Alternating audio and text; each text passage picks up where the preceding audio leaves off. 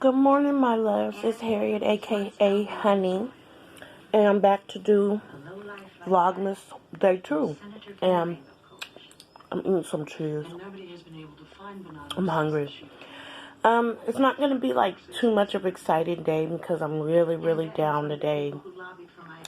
My knee is in so much pain and I can't get to the doctor tomorrow. But I'm trying to keep up and keep doing the Vlogmas and at least keep doing it, you know, because talking to you guys does make me a little bit happier. Right now I'm going to get ready to run a couple of errands. I just need to go to the store and stuff and pay my phone bill.